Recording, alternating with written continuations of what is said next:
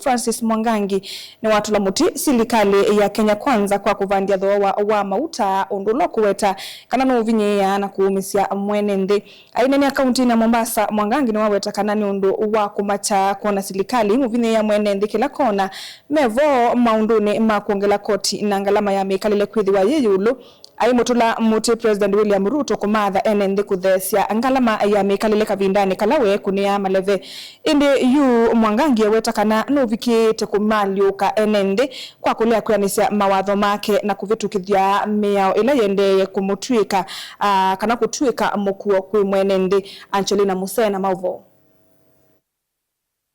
Ainene ava kauntini ya Mombasa munini wa gavana kauntini ya Masaku Francis Mwangangi ni wavuthisia serikali ya Kenya Kwanza kwa kuvanja dhoa wa mauta na ula kuwetekana ni ukumuumisia mwenenthi. Rais mwenyewe alitumia maneno ya mafuta, high cost of living ama gharama ya maisha kuwa juu kuchaguliwa na Wakenya, na akasema hakuna siku yoyote Wakenya akiwa uongozini wataumia.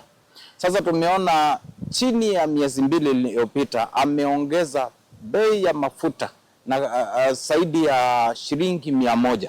Hiyo ni bei ghali kwa wananchi wa Kenya.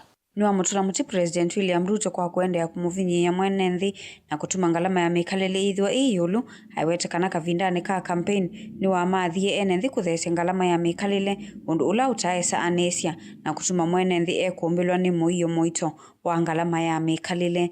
Tulimuona Rais Ruto wakati alikuwa anatafuta kura, alikuwa anaenda akirusha pesa kila mahali, pesa akachaguliwa.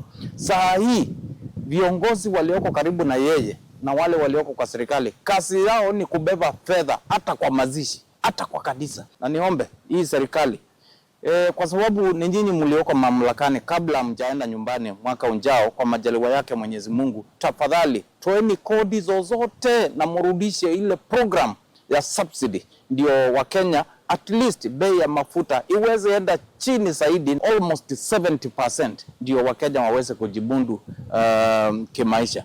Mwangangi ni wawetekana ni undu wa kumacha kuona atongwe ma Kenya Kwanza maitume ilovia sia mwenenthi siathini kivothikonyo kavindani kala mwenenthi wende na kuumia.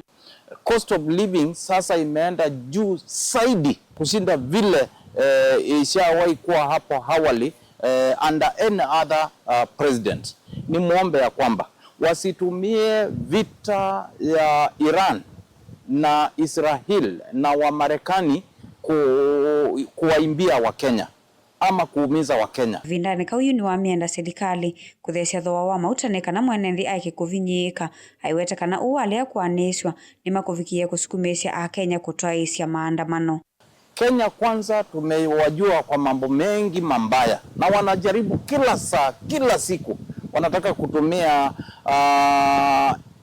jukumu lolote ama wanataka kutafuta njia yoyote kuhakikisha ya kwamba wamechukua fedha nyingi.